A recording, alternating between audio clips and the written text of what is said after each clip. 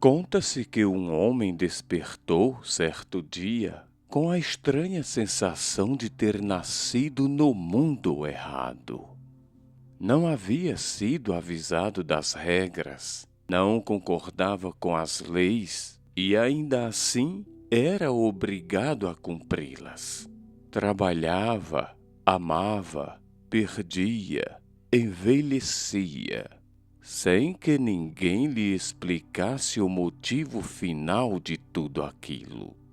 Quando perguntou aos sábios, recebeu dogmas. Quando perguntou aos religiosos, recebeu promessas. Quando perguntou à ciência, recebeu equações, mas não sentido. Então, finalmente, voltou-se ao próprio mundo. E o mundo permaneceu em silêncio. Nesse momento, ele compreendeu algo terrível e libertador. O universo não estava em dívida com ele. Não havia promessa alguma a ser cumprida. Não havia justiça cósmica garantida. Não havia um roteiro oculto.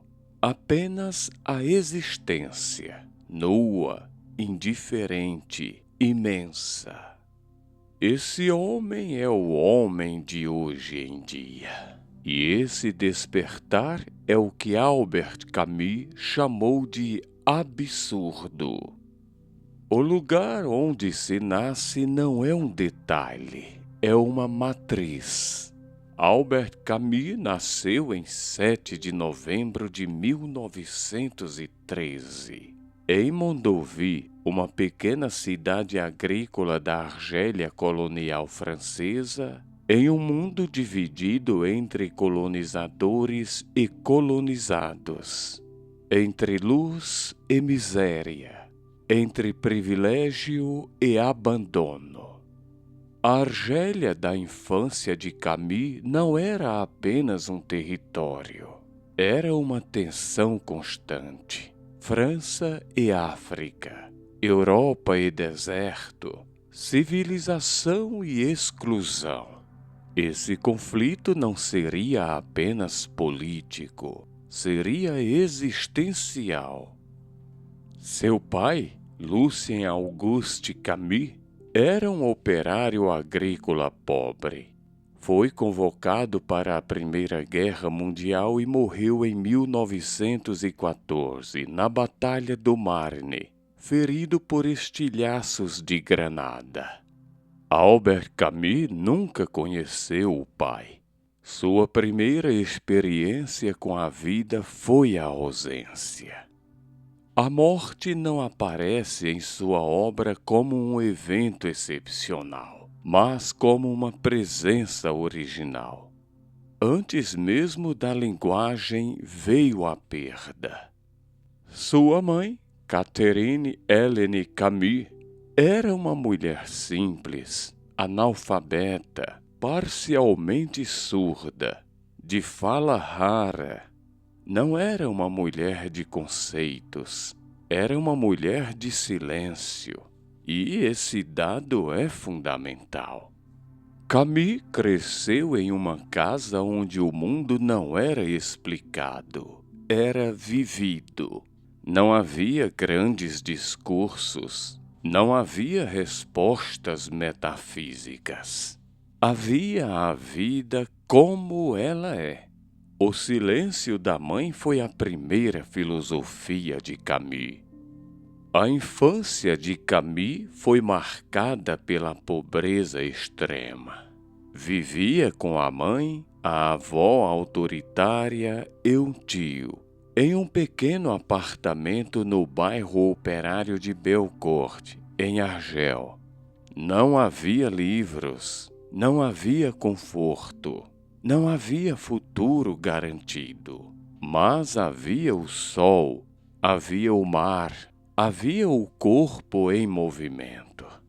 Camus sempre dirá que sua primeira filosofia veio do corpo, não dos livros. A escola foi o primeiro espaço de ruptura. E um nome precisa ser dito. Louis Germain foi esse professor quem percebeu a inteligência excepcional do menino e intercedeu para que ele continuasse os estudos. Sem Germain, Camus teria se tornado mais um trabalhador anônimo da colônia. Quando recebeu o prêmio Nobel, décadas depois, Camus escreveu uma carta a ele agradecendo. Esse gesto diz muito sobre seu caráter. A Argélia não era apenas um cenário, era um corpo político ferido. Camus cresce em meio à humilhação dos árabes, à violência colonial, ao racismo estrutural, à desigualdade social abissal. Ele verá, desde cedo, que a ideia de justiça é frágil, que a história não é moral, que o poder não se justifica. Esse olhar marcará toda a sua obra. Aos 17 anos, Camus contrai tuberculose, uma sentença de morte na época. É o primeiro encontro direto com a finitude do corpo. O futuro, que já era incerto, torna-se ainda mais frágil. Camus entende, muito jovem, que o tempo não é uma promessa, é uma contingência. Esse conjunto, pobreza, silêncio, morte precoce, corpo doente, acolonialismo, sol e mar, forma a matriz do pensamento de Camus. Antes de ser filósofo, ele foi um homem lançado no mundo sem garantias. O absurdo não nasce em livros, nasce aqui. O que Camus aprendeu na Argélia foi simples e devastador. O mundo não promete nada, e ainda assim existe beleza. Essa tensão entre beleza e indiferença é o coração de sua obra. Antes de qualquer teoria, antes de qualquer conceito, antes de qualquer livro, existiu um menino pobre, uma terra colonizada, aprendendo que o mundo não explica a si mesmo.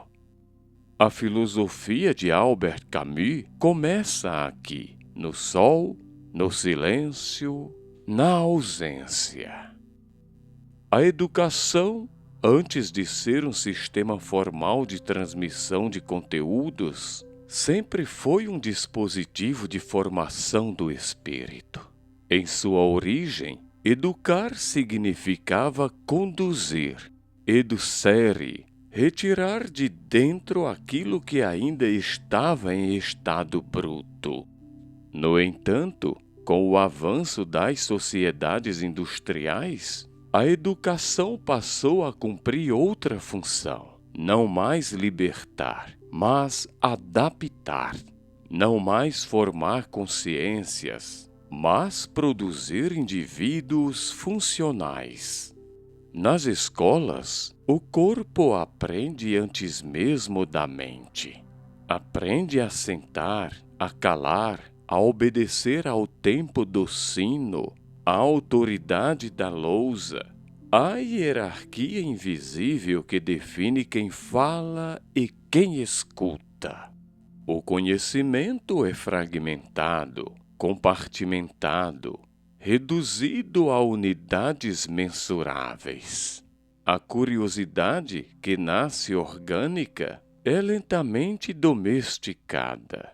A pergunta espontânea passa a ser vista como desvio, o pensamento crítico como ameaça. É nesse ambiente que a consciência começa a ser treinada para aceitar o mundo como ele é.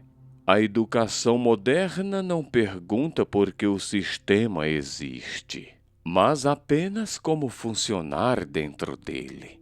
Formar-se assim sujeito que sabe operar máquinas, repetir fórmulas, seguir protocolos, mas que raramente é convidado a refletir sobre o sentido de sua própria existência. O corpo humano nunca foi neutro. Ele sempre esteve no centro das disputas de poder, da moral, da religião e da política. Controlar o corpo é controlar o sujeito. A disciplina corporal antecede a disciplina mental. Postura, horários, alimentação, sono, sexualidade, tudo é regulado. A modernidade transformou o corpo em instrumento de produção. Um corpo saudável é um corpo produtivo. Um corpo doente é um problema social, econômico, estatístico. Mas, paradoxalmente, as mesmas estruturas que exigem corpos eficientes são aquelas que os adoecem. Jornadas extenuantes, estresse crônico, alienação, ausência de sentido. A doença, nesse contexto, deixa de ser apenas um fenômeno biológico. Ela se torna também um sintoma social. O corpo fala quando a consciência foi silenciada. Ele denuncia aquilo que a linguagem não consegue mais expressar. Durante séculos, a tuberculose foi mais do que uma enfermidade. Ela foi um símbolo, conhecida como a doença romântica. Acometeu poetas, filósofos, artistas e pensadores. Seu avanço lento, quase silencioso, parecia acompanhar o desgaste interior daqueles que viviam em constante tensão entre o mundo exterior e o universo da própria consciência. A tuberculose não era apenas uma infecção pulmonar. Ela era a expressão física de um esgotamento existencial.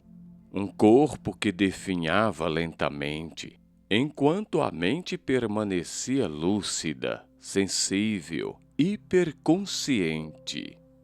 Muitos dos que adoeceram estavam em conflito com o mundo. Não se encaixavam, não se adaptavam, não aceitavam. Em sanatórios, afastados da vida social, esses indivíduos eram obrigados ao silêncio, ao repouso, à introspecção forçada. O isolamento, embora cruel, tornava-se também um espaço de reflexão. Ali, longe do ritmo frenético da sociedade, a consciência era confrontada consigo mesma.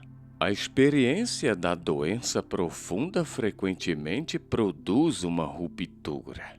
Um tempo desacelera, o futuro torna-se incerto. A morte deixa de ser uma abstração filosófica e passa a ser uma presença concreta. Nesse estado liminar, muitas ilusões se desfazem. O sujeito doente percebe o quanto sua vida foi conduzida por expectativas externas, obrigações artificiais, desejos que não eram verdadeiramente seus. O corpo, ao falhar, obriga a consciência a despertar. Aquilo que antes parecia urgente revela-se trivial. Aquilo que parecia sólido mostra-se frágil.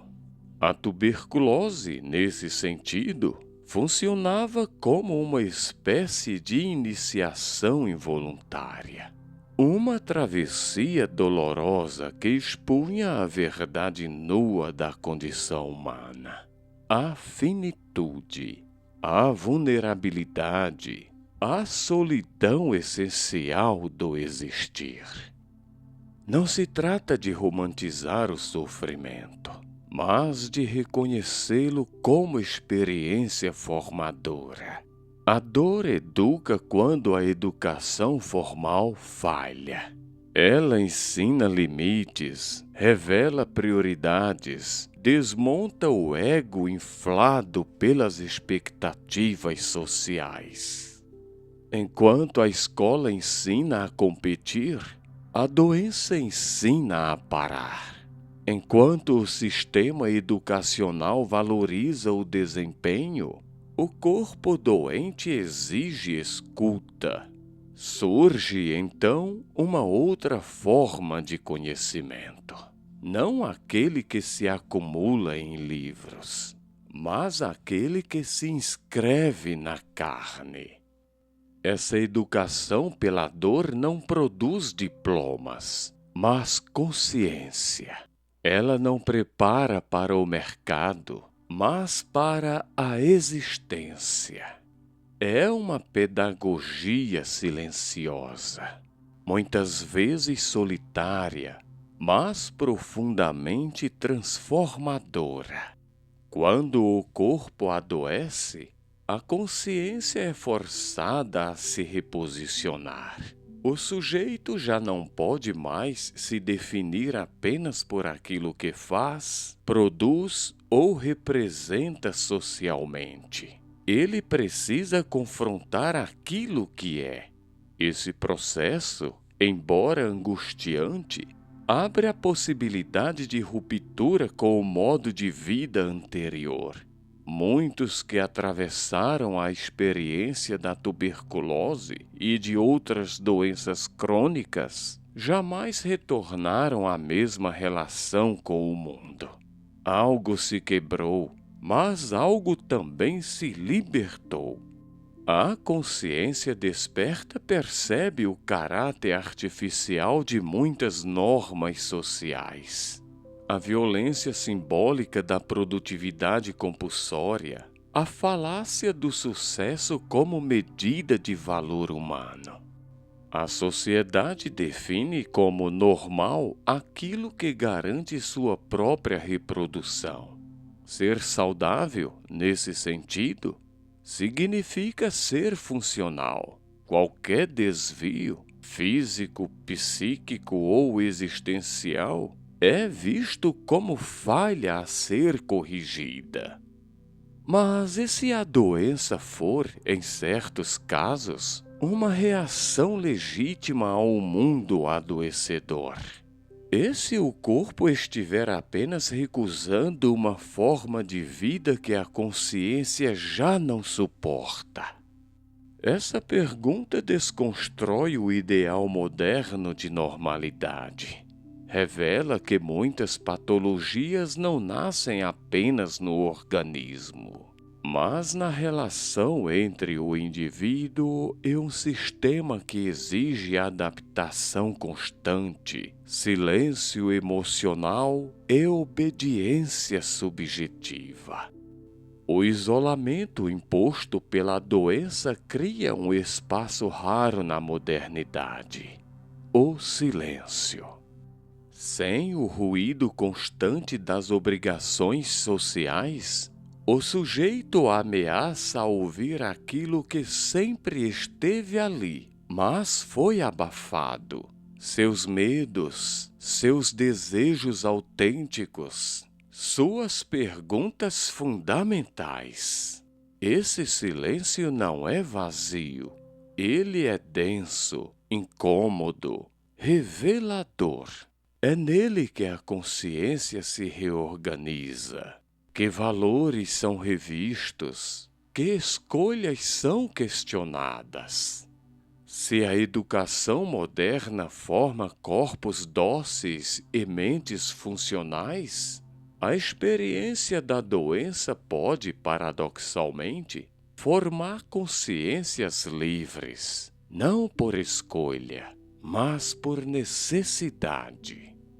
Uma educação verdadeiramente emancipadora precisaria integrar corpo e consciência, reconhecer os limites humanos, valorizar o silêncio, o ócio criativo, A reflexão existencial precisaria ensinar não apenas a viver em sociedade, mas a suportar a própria existência. Educação, corpo e consciência estão profundamente entrelaçados. Quando um desses elementos é violentado, os outros respondem. A tuberculose, enquanto fenômeno histórico e simbólico, revela o preço cobrado por uma sociedade que ignora a dimensão espiritual e existencial do ser humano. Cabe aqui uma escuta, uma pausa, um convite à reflexão sobre o tipo de educação que recebemos, o tipo de corpo que habitamos e o tipo de consciência que estamos dispostos a desenvolver. Porque, em última instância, o corpo pode adoecer, mas a consciência, quando desperta, já não aceita viver de joelhos. A história de Albert Camus não se pode ser compreendida sem a luz branca e implacável da Argélia. Não se trata apenas de um lugar geográfico, mas de uma experiência existencial fundadora. A Argélia não é cenário, é matriz. É nela que se formam o olhar, o corpo, a sensibilidade e a consciência moral de Camus. Antes de ser um filósofo do absurdo, Camus foi uma criança pobre sob o solo do Mediterrâneo. Na Universidade de Argel, Camus estuda filosofia, mas sem nunca se transformar em um filósofo de cátedra. Ele desconfia dos sistemas fechados, das verdades totais, das metafísicas que ignoram o sofrimento real. Seu pensamento nasce em contato com o jornalismo, com o teatro, com a vida social. Camus escreve para denunciar a miséria na Cabília, região argelina esquecida pelo poder colonial. Esses textos jornalísticos já contêm a ética camusiana: ver, testemunhar, não desviar o olhar. A luz da Argélia é um tema filosófico em Camus. Diferentemente da Europa cinzenta, a luz mediterrânea não permite escapismo. Ela revela tudo. Não há sombra onde esconder o mal, mas também não há promessa de salvação. A luz não consola, ela apenas mostra. Daí nasce o absurdo, o desejo humano por sentido diante de um mundo que apenas existe. A experiência argelina também funda a ideia de revolta em Camus. Não a revolução ideológica, mas a revolta existencial. Revoltar-se é dizer não à humilhação sem dizer sim ao assassinato. É recusar a injustiça sem se transformar em carrasco. Essa é uma posição difícil, solitária, inconfortável. Camus pagou um preço alto por ela. O corpo, o sol, a pobreza, a injustiça, o silêncio, a luz, tudo isso se funde em uma visão de mundo que recusa a ilusão, mas também recusa o niilismo destrutivo. Camus não quer destruir o mundo, ele quer habitá-lo com lucidez. A Argélia não é passado em Camus, é presença constante. É a prova de que o pensamento mais alto pode nascer da vida mais simples. E que a filosofia, quando é honesta, começa no chão, entre os homens, sob o sol, sem promessas, sem deuses, sem mentiras. Há feridas que não cicatrizam porque definem uma vida inteira. A Argélia foi essa ferida em Albert Camus. Uma ferida aberta, moral, histórica, política e, acima de tudo, humana. Seu absurdo é o confronto entre o desejo de sentido e o silêncio do mundo. A Argélia é o lugar onde esse silêncio grita. A questão argelina não foi para Camus um debate ideológico distante. Era sua terra natal, sua infância, sua mãe, seus amigos, seu corpo formado sob o sol que queimava tanto o colono quanto o colonizado. Por isso, quando a Guerra da Argélia irrompe em 1954, Camus não consegue aderir a nenhuma das narrativas simplificadoras. Ele se recusa a escolher entre a justiça que mata e a ordem que oprime. A Guerra da Argélia foi uma das mais brutas do século XX. Tortura sistemática, execuções sumárias, atentados contra civis, repressão militar, terrorismo político. De um lado, o exército francês defendendo um império em declínio. Do outro, a Frente de Libertação Nacional, lutando pela independência com métodos que incluíam o assassinato de inocentes. Entre esses dois fogos, Camus defendeu publicamente o fim da violência contra civis, vindo de qualquer lado. Isso o condenou ao isolamento. Para a esquerda revolucionária, ele era um traidor burguês. Para a direita colonialista, um ingênuo perigoso. Camus pagou o preço de uma posição rara, a coerência ética. Em 1957, ao receber o Prêmio Nobel de Literatura, Camus foi interpelado por um estudante argelino que o acusou de não apoiar a luta armada pela independência. A resposta de Camus tornou-se histórica. Entre a justiça e minha mãe, escolho minha mãe. Essa frase foi mal interpretada, ridicularizada, usada contra ele. Mas ela não é um apelo ao egoísmo. É uma denúncia do fanatismo que sacrifica o humano concreto em nome de uma ideia abstrata. A mãe de Camus não era um símbolo. Era uma mulher real, pobre, surda, vulnerável, morando em Argel, no meio dos atentados. Para Camus, nenhuma revolução justifica o assassinato de uma mulher anônima no mercado, de uma criança no ônibus, de um homem que apenas tentava sobreviver. Essa posição é o coração de O Homem Revoltado. Obra mal compreendida, atacada. Nela, Camus faz uma crítica radical às ideologias que transformam a revolta em justificativa para o terror. Quando a revolta perde o limite, ela se torna tirania.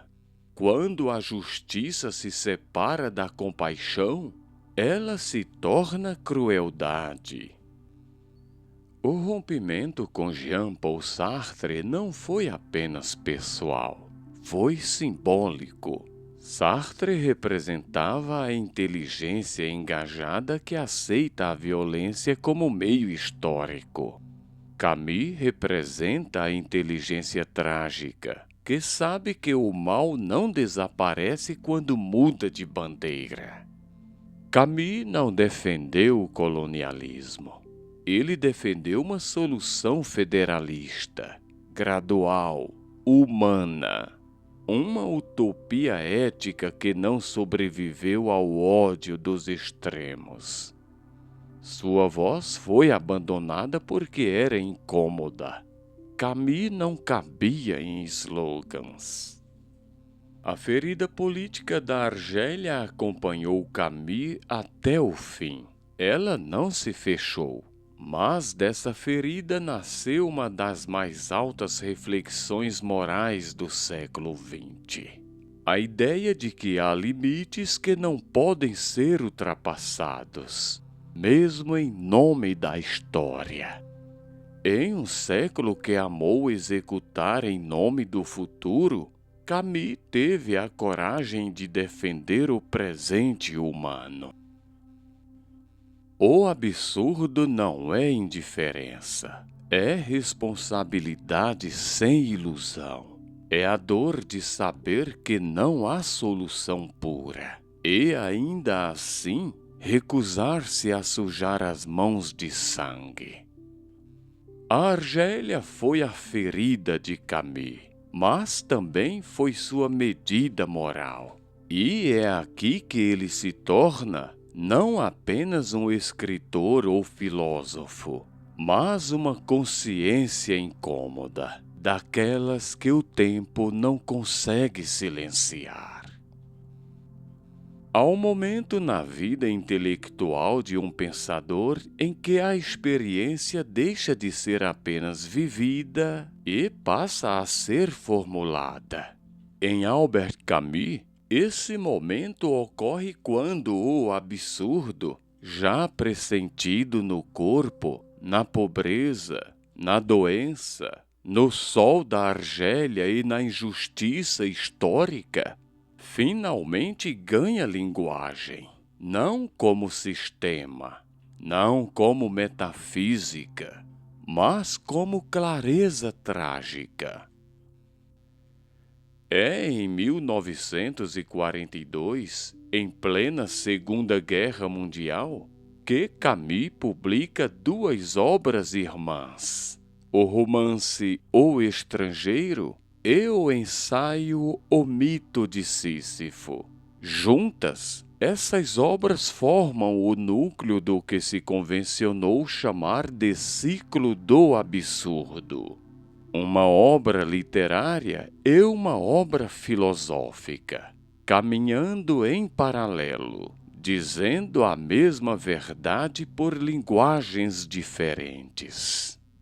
Em O Estrangeiro, Camus apresenta o Meursault, um homem comum, sem grandes aspirações, que vive uma espécie de adesão imediata ao presente. Meursault não mente, não finge, não representa papéis sociais. Ele sente calor, fome, cansaço, prazer. Quando sua mãe morre, ele não chora, não por frieza, mas por honestidade. Ele não simula uma dor que não sente da forma esperada. O escândalo de Meursault não é o crime que ele comete, mas sua indiferença às convenções morais. Ao matar um árabe na praia, sob o sol implacável, Meursault não age por ódio, ideologia ou interesse. O disparo é quase mecânico, resultado de um acúmulo de sensações físicas: o calor, a luz, o suor, o ofuscamento. O sol, em Camus, não é metáfora poética, é força material. No julgamento, Meursault não é condenado tanto pelo assassinato, mas por não ter chorado no enterro da mãe. A sociedade não perdoa quem não participa do teatro moral. O verdadeiro crime de Meursault é sua recusa em mentir. Ele não diz que se arrepende porque não sente arrependimento nos termos exigidos.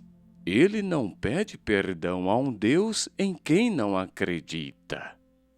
O Estrangeiro é um romance sobre a violência simbólica da normalidade, sobre como a sociedade escuta, primeiro moralmente, aqueles que não confirmam suas ficções. Meursault é condenado por ser lúcido em um mundo que precisa de ilusões para funcionar. Paralelamente, em O Mito de Sísifo, Camus formula a questão central do absurdo, o suicídio.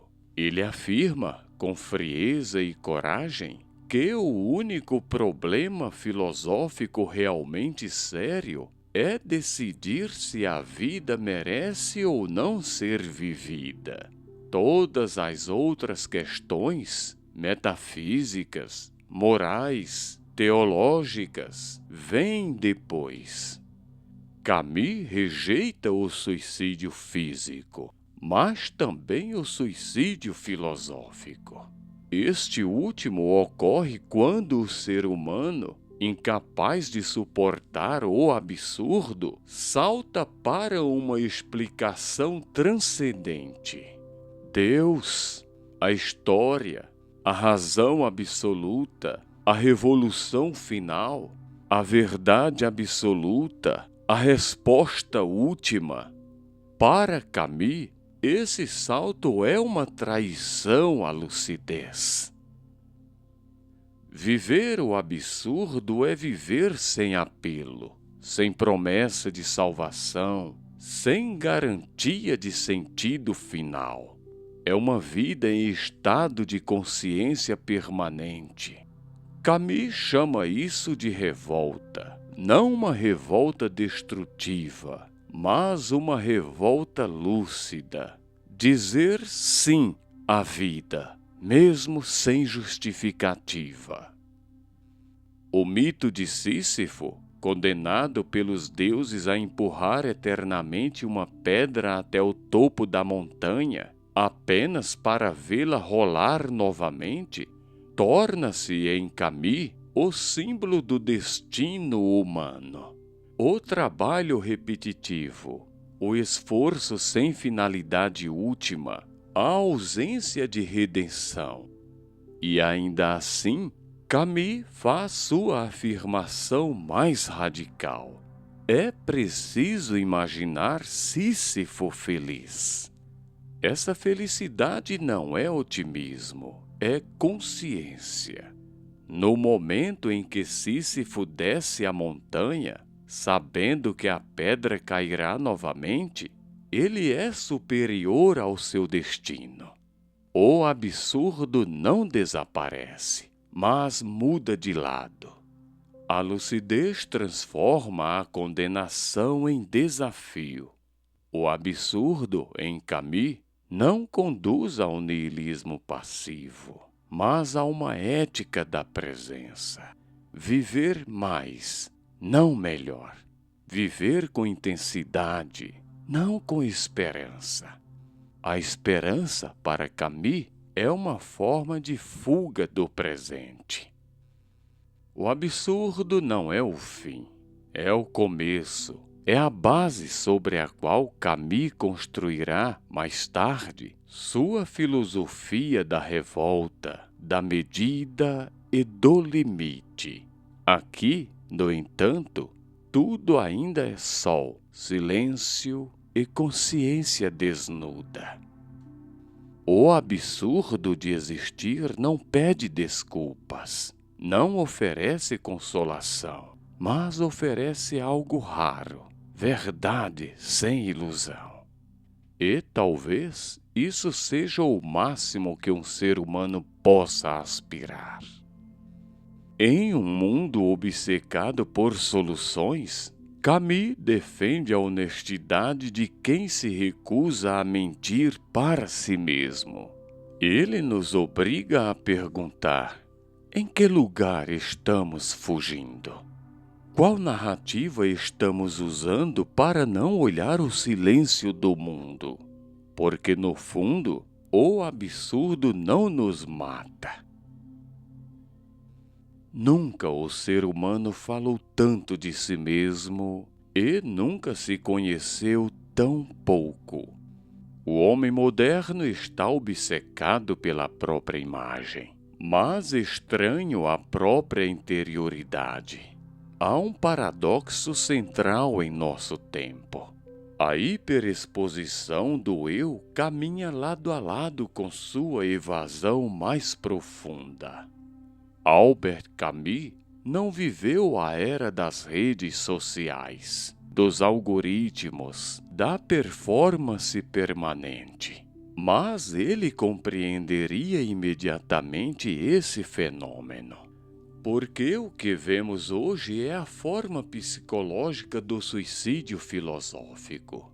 Não mais um salto metafísico, mas uma dissolução do eu em funções, papéis e expectativas. A psicologia contemporânea registra um aumento sem precedentes nos transtornos de ansiedade, depressão e vazio existencial. Universidades como Harvard, Stanford e a Organização Mundial da Saúde apontam que não se trata apenas de uma crise clínica, mas de uma crise de sentido. O sofrimento não é um desvio individual, é um sintoma civilizacional. O homem moderno não tem tempo para ser. Ele precisa funcionar, desempenhar, produzir, mostrar resultados. A vida é convertida em currículo, a existência em performance. Não se pergunta mais quem sou, mas o que entrego. Essa lógica destrói silenciosamente a consciência. A ansiedade nasce desse futuro permanente. O indivíduo é arrastado para frente sem habitar o presente. Tudo é meta, prazo, otimização. A depressão, por sua vez, não é apenas tristeza. É exaustão de sentido. É a experiência de que nada mais conecta o indivíduo a si mesmo. Camus diria que esse homem não sofre porque a vida não tem sentido, mas porque ele foi proibido de senti-la. A sociedade da performance não tolera a pausa, o silêncio, a contemplação. O absurdo é imediatamente medicalizado, diagnosticado, silenciado. A identidade, nesse contexto, deixa de ser uma construção interior para se tornar uma narrativa pública. O eu precisa ser aprovado, curtido, validado. O outro não é mais um encontro, é um espelho. Quando o espelho se quebra, o eu colapsa. A psicanálise já havia alertado para isso. Freud falou do mal-estar na civilização. Jung falou da perda da alma moderna. Camus fala da fuga do presente. Todos apontam para o mesmo abismo. Um ser humano que não suporta estar consigo mesmo. A fuga de si não é uma fraqueza moral. É uma adaptação ao mundo que não suporta a interioridade. Quem para, cai. Quem silencia, desaparece. Quem questiona, atrasa. Mas é aqui que a revolta camusiana ganha novo sentido. Revoltar-se, hoje, É recusar a dissolução do eu. É defender o direito de sentir, de não render, de não se explicar o tempo todo. É viver sem ter que provar nada. O homem moderno foge de si porque encontrar-se é perigoso. O encontro com o absurdo exige coragem, exige suportar a ausência de garantias, exige silêncio. Tudo o que foi dito até agora, ansiedade, desempenho, identidade, fuga, não é teoria, é você. Você não está cansado porque trabalha demais. Você está cansado porque vive se traindo. Traindo o que sente, traindo o que pensa, traindo o que sabe lá no fundo que não faz mais sentido. A angústia que você carrega não é defeito, ela é um aviso.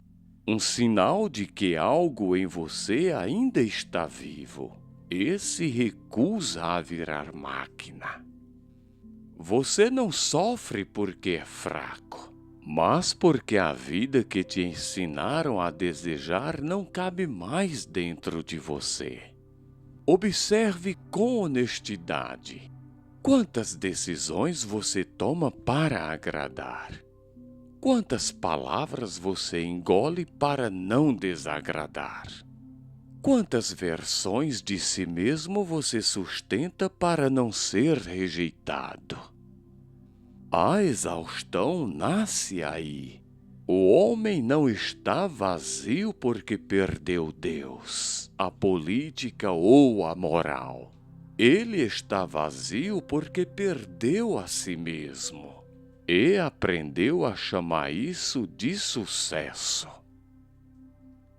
Não se trata de mudar o mundo. Trata-se de parar de mentir para si mesmo. E isso, só isso, já é um ato revolucionário.